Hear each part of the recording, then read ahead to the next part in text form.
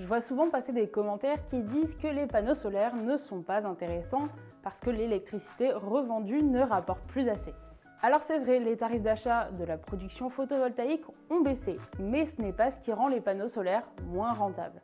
Pour vous aider à comprendre pourquoi, je me suis dit que ce serait intéressant de reprendre toutes les bases sur le principe d'une installation photovoltaïque. Je suis Lola de Nouvelle Air Énergie et mon objectif, c'est de vous conseiller pour que vous puissiez faire un maximum d'économies sur votre consommation d'énergie. On commence tout de suite, c'est parti! Avant de rentrer dans les détails, on va reprendre par la base des bases. Comment on fait pour produire sa propre électricité grâce au soleil? Bon, ça peut paraître évident, mais en premier lieu, il nous faudra des panneaux photovoltaïques. Ce sont eux qui vont s'occuper de capter la lumière du soleil pour la transformer en courant. Maintenant qu'on a de l'électricité, il va falloir la modifier un peu pour la rendre compatible avec nos appareils. Et oui, vous le savez peut-être déjà, mais le courant qui sort de nos panneaux est continu. Or, nos appareils fonctionnent grâce à un courant alternatif. On va donc utiliser un onduleur pour convertir le courant continu en courant alternatif. Et voilà, c'est tout ce qu'il nous faut pour faire de l'électricité avec le soleil.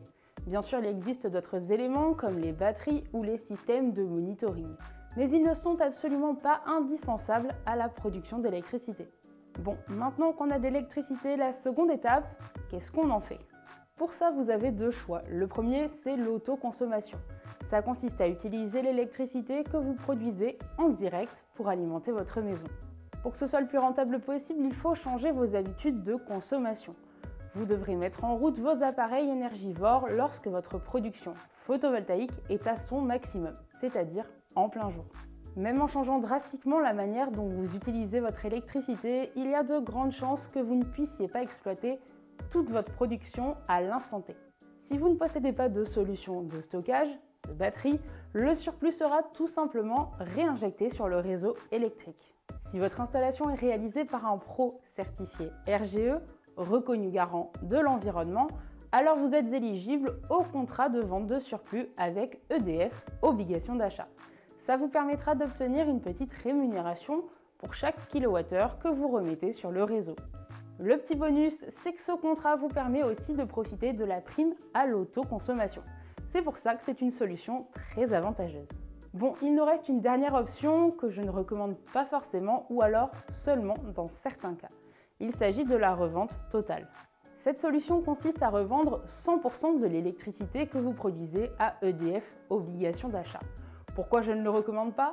Parce que les tarifs de rachat d'électricité ont bien baissé ces dernières années. Ils sont aujourd'hui à un niveau similaire au prix du kilowattheure sur le réseau. Cela dit, ça peut toujours être intéressant si vous avez pour objectif d'investir dans un projet photovoltaïque important.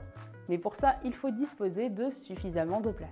Voilà, on a fait le tour des différents modes de consommation pour profiter de votre installation solaire. Vous vous demandez sûrement lequel est le plus rentable. Comme je vous l'ai raconté dans l'introduction de cette vidéo, ce que je lis souvent, c'est que les panneaux solaires ne sont pas intéressants parce que l'électricité revendue ne rapporte pas assez. Alors si vous faites de la revente totale ou si vous consommez peu votre production en revendant beaucoup de surplus, effectivement vos panneaux risquent d'être moins rentables. Mais le but d'une installation en autoconsommation, c'est bien de consommer au maximum votre électricité pour éviter d'en tirer sur le réseau. Il suffit de regarder le prix du kilowattheure dans votre abonnement pour comprendre pourquoi.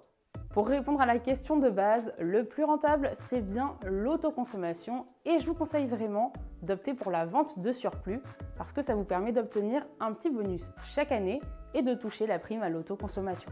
Vous êtes prêt à lancer votre projet? Alors n'hésitez pas à utiliser notre simulateur solaire en ligne. C'est gratuit et ça vous permettra d'avoir une idée des économies que vous pouvez réaliser. Cliquez sur le bouton qui s'affiche autour de moi pour y accéder. Je crois pouvoir dire qu'on a fait le tour des bases à connaître avant de se lancer dans le photovoltaïque. Retenez bien que c'est principalement votre mode de consommation qui déterminera la rentabilité de vos panneaux solaires. Et j'insiste bien sur ce point, plus vous consommerez votre production, plus vous ferez des économies. Pour en apprendre encore plus sur la rentabilité des panneaux solaires, allez voir cette vidéo.